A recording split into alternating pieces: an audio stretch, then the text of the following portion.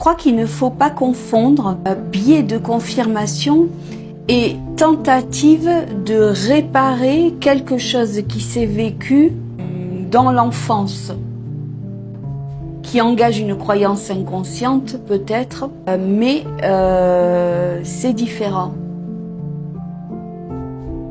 Souvent j'ai pu entendre: si je crois que je suis abandonnable ou rejetable parce que j'ai vécu ça régulièrement, souvent, etc., particulièrement dans l'enfance, eh bien je vais attirer à moi des personnes qui vont m'abandonner, me rejeter, m'humilier, me trahir, etc., etc. Pour valider cette croyance, ben non. Et certaines personnes vont dire: c'est un biais de confirmation. Je vais chercher ça pour confirmer cette croyance, que je suis abandonnable, rejetable, etc.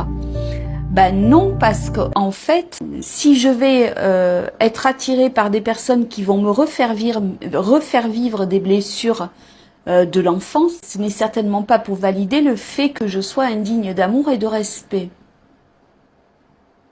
C'est au contraire pour tenter de réparer quelque chose, pour tenter de comprendre aussi quelque chose que je n'avais pas les moyens de comprendre lorsque j'étais enfant. Donc c'est pas pour confirmer, mais c'est plutôt pour infirmer. C'est différent. Le biais de confirmation, on le voit souvent sur vraiment une croyance que je choisis. Par exemple, si je choisis de croire que la voyante, elle a le don de voyance, eh bien, il y a de grandes chances pour que je mette en place dans ma vie des choses qui vont faire que ça va attirer ce que la voyante a dit. Parce que moi, je veux croire que ce que dit la voyante sur ce qui va m'arriver bientôt va se produire. Donc, si par exemple une voyante me dit: vous allez rencontrer un homme blond, aux yeux bleus, grand, etc.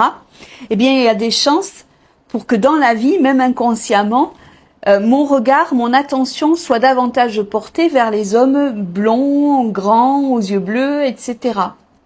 Parce que ce que je veux croire, c'est qu'elle a raison et que ma vie a une destinée particulière dont je n'ai aucun contrôle. Donc, du coup, ça peut arriver. On peut souvent le voir dans la voyance.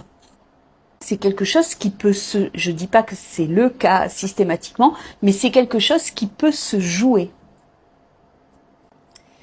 Si je choisis de croire que la Terre est plate, eh bien je vais aller chercher dans la vie ou même faire des expériences qui vont venir confirmer cette croyance. Si je veux croire en cela, c'est que bien évidemment, il y a quelque chose qui me rassure là-dedans. Comme toutes les croyances, hein. Quand on veut croire quelque chose, il y a quelque chose qui rassure. Et c'est ok. Hein. Mais par contre, en ce qui concerne les stratégies de survie, les blessures, etc., etc., il n'y a pas de biais de confirmation. C'est plus je cherche à revivre l'abandon, le rejet ou quoi, pour tenter de réparer, tenter de comprendre, tenter de changer aussi quelque chose que j'ai vécu dans l'enfance et qui a été plus ou moins traumatisant.